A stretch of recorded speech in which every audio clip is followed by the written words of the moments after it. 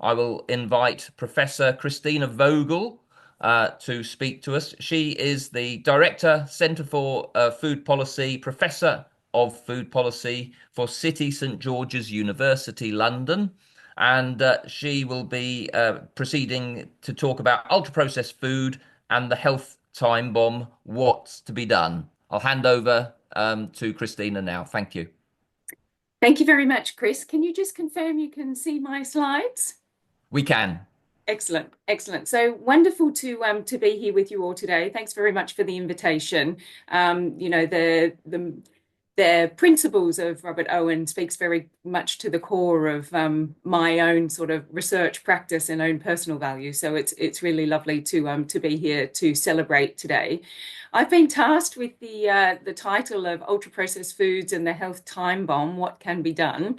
So I'm going to do a little bit of an overview today. Most of this is derived from my research, and it sort of provides my own personal perspective on what I think are pragmatic solutions that can really be taken to improve population diet, which we know is so desperately needed.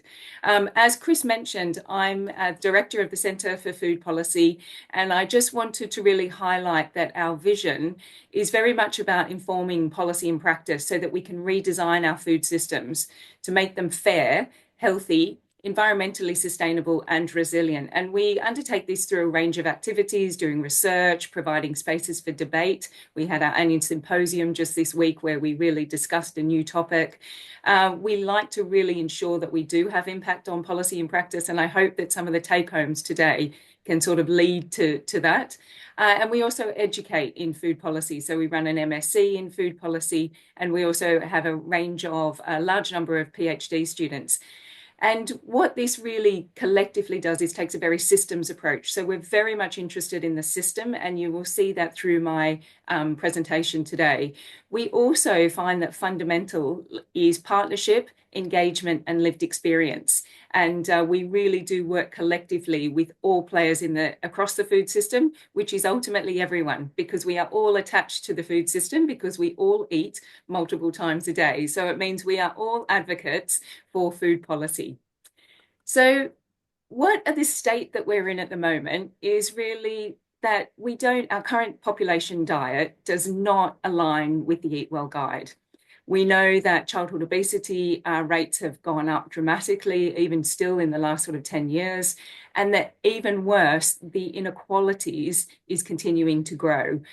This is a graph here on the top right-hand side from the National Child Monitoring Program, and it really does show you that the burden of unhealthy diet and over excess weight really does fall on those that are least affluent. And actually, that's a real concern for fairness in our society. Similarly, down the bottom, when we're thinking about the national economy, both in devolved nations and, in nationally, actually, there's a real concern that UK adults of working age are no longer fit for work. They're declaring that they're unhealthy. And the most alarming is if you look here at the red line down the bottom here, you'll see over just 10 years that young adults, 16 to 34, actually there's an exponential growth in those that are declaring themselves that they're not fit to work. And much of this is derived from poor diet. So for what reason are we not following the dietary guidelines? Well, people know what to eat. When we ask people, they're very aware that we should be having 5 a day and more whole grains and fewer processed foods. But when you look at our everyday settings in supermarkets, in our high streets, at train stations, in our schools, in our hospitals, the foods that are available to us and that are affordable and that are promoted do not represent our Eat Well guide. Really, there's a huge amount of work to be done in this space. And of course, this has come to light largely with great recognition of ultra-processed foods. And I just wanted to touch on the NOVA definition of ultra-processed foods here so that we could set the bar of what we were all talking about. And this was determined by Carlos Monteiro, defined a great expert professor from Brazil, who really wanted to revolutionize the way that we thought about food. And actually, that revolution is now hitting the UK, which is really great. So in the NOVA classification, many of you already know this, but there's 4 different classifications of food. There's minimally processed foods, which are whole foods that we consume. And here is an example of corn. If you take to take that corn example, the second group is around culinary processed ingredients. So we need these ingredients to make other foods edible or palatable to eat. The third group is around processed food, so that can make things more accessible, have a little bit of a longer shelf life. And we do need an element of processing. Here we've got naturally sweetened corn that we can have in a can that we might add to a frittata or to a pizza. And then, of course, we've got the ultra processed food group.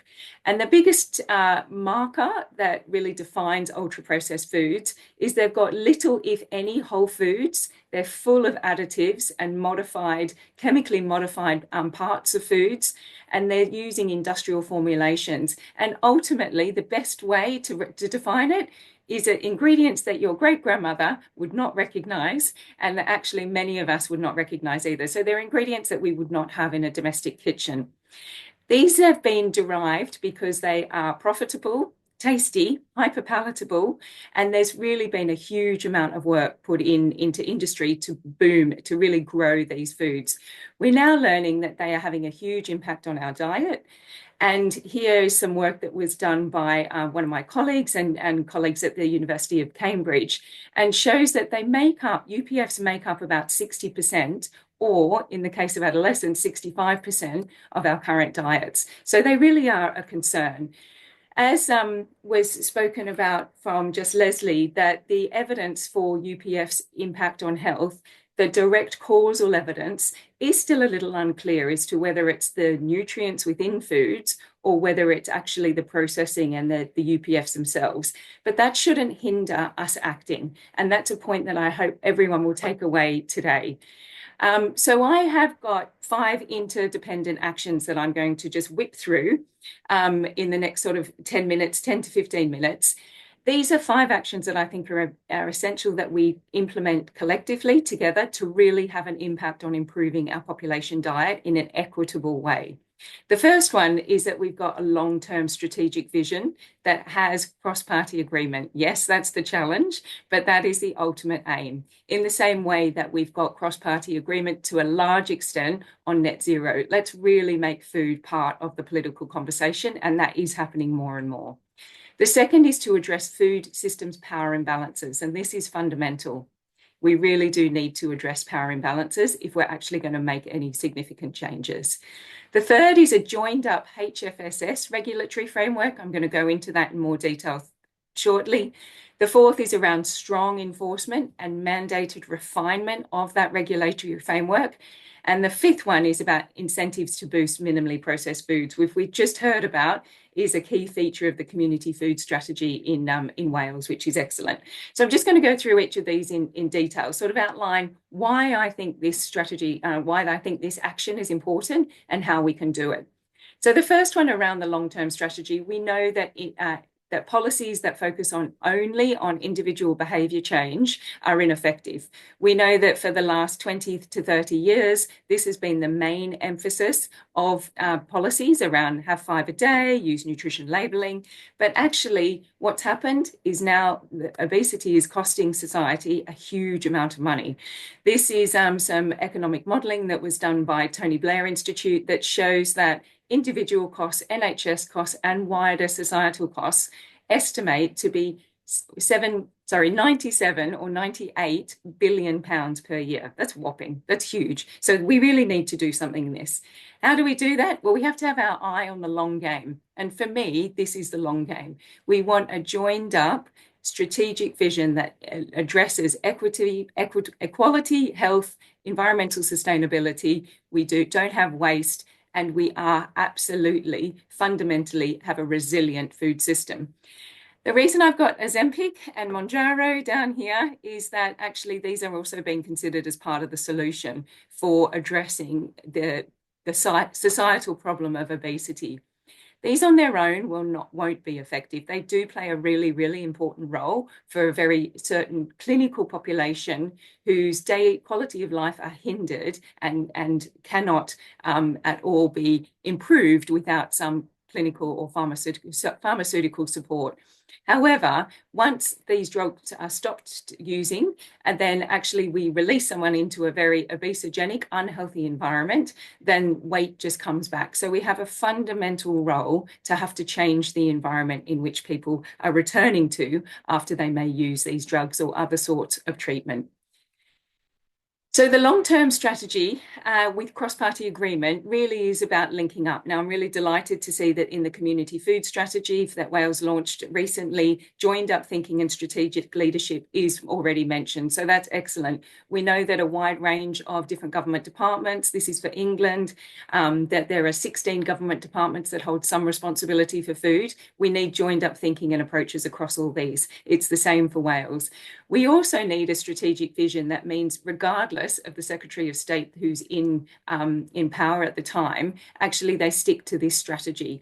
We've had 13 Secretaries of State since 2007. That's huge. So we've had a lot of piecemeal policy making, stop-go policy making, and we really need a strategy to overcome and address that.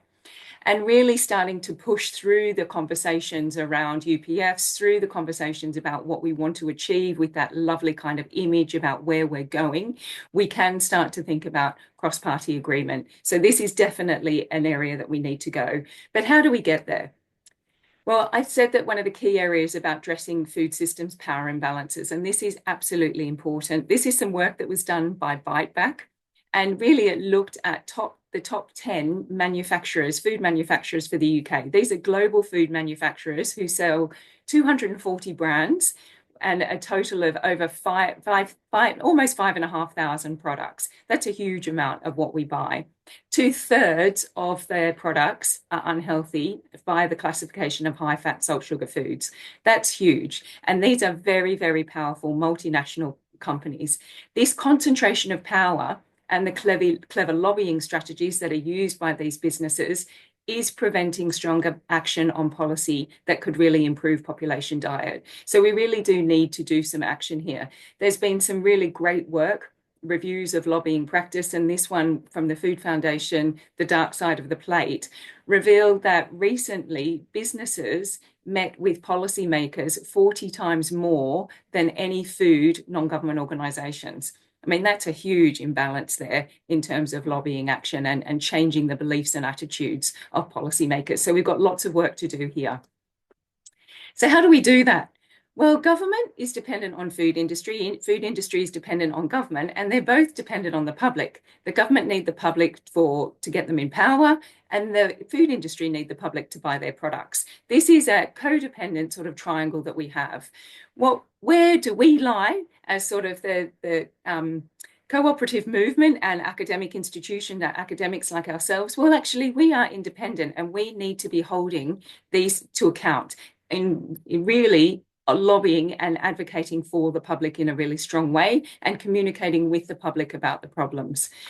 We've seen that this is not really an even balance at all in in policy making, and we've even seen it recently with the experts that have joined the government advisory board on the current food strategy that's being developed. And really what we are seeing here is a domination of big food companies. We've got more than half of this advisory board is populated by big food companies. We've got some excellent NGOs, we've got represented, we've got some food thinkers represented, but they're in a minority. So what do we really need to do? Well, I would argue for transparency, and I'm not the first to argue for this. Henry Dimbleby put this in his national food strategy, and it is absolutely fundamental. And there has been some excellent work done on this from the Food Data Transparency Partnership. However, the outcomes of this, which requires mandatory reporting of unhealthy sales of unhealthy foods and healthy foods, actually what they've shown is that this is now voluntary. So companies can choose to sign up or not. That doesn't allow the public to have it doesn't allow the public to really understand exactly the practices that that industry are undertaking here. There's been something excellent recommended in the House of Lords report, which was that we should be using target and mandatory reporting of sales to keep certain companies accountable. Those that meet those targets that are set and do that kind of open reporting, well, they can be around the table for policy making because they're showing willing in progressing food policy in the right direction towards health. We also want to see much greater involvement of the public for that real democratic food policy making. And it is really great to see that I know there are 3 public members now that are working with this advisory board around sort of the current food strategy. So we are seeing some action here, which is excellent. We just need to make sure that it's balanced so that we can redress these power imbalances that currently exist. What's the third recommendation is really taking a joined up regulatory framework which uses the high fat, salt, sugar definition at its heart. So why do we need this? Because at the moment, our definition of unhealthy with our current policies is really heterogeneous. We've got here all sorts of different labeling by different nutrients. We've got the HFSS that's been used on food marketing. We've got school food standards, which is a completely different measure again of sort of health and definition of quality. We've got calorie labeling in out of home that crosses across here. We had this sugar reduction program where we were really trying to reduce portion sizes and reduce the content of sugar. And then we're telling people about the Eat Well guide. We've got real mixed messages for the public, but also for industry investment. So what should or do I think could happen is that we use the current nutrient profile model and this definition of high fat, salt, sugar foods to really standardize our definition of healthy.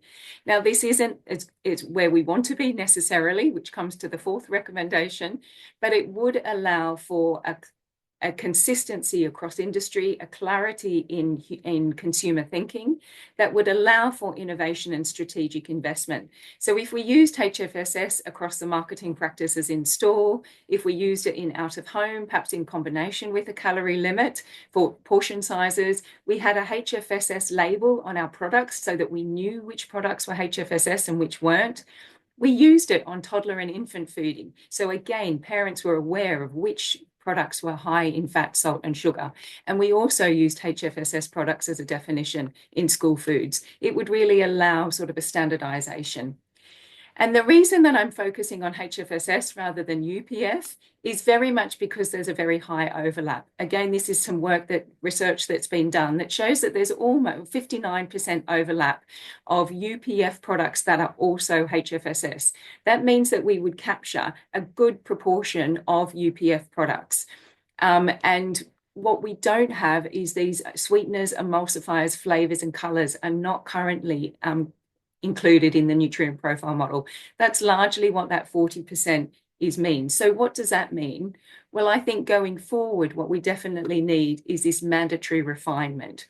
But before we get to refining our nutrient profile model, so we're continuing to move industry forward, what we need is strong enforcement. Now, I'm delighted to see that Wales are bringing in this regulation to ban the sales of HFSS products at the end of aisle checkouts and the front of stores, but it needs to be coupled with strong enforcement. This is what we're seeing in England, blatant breaches of this, not consistently, but enough to be a problem. And we're not only seeing it with the HFS placement regulation, we're also seeing it in out-of-home calorie labeling, and we're also seeing breaches of school food standards. So we really need strong enforcement. How do we do that?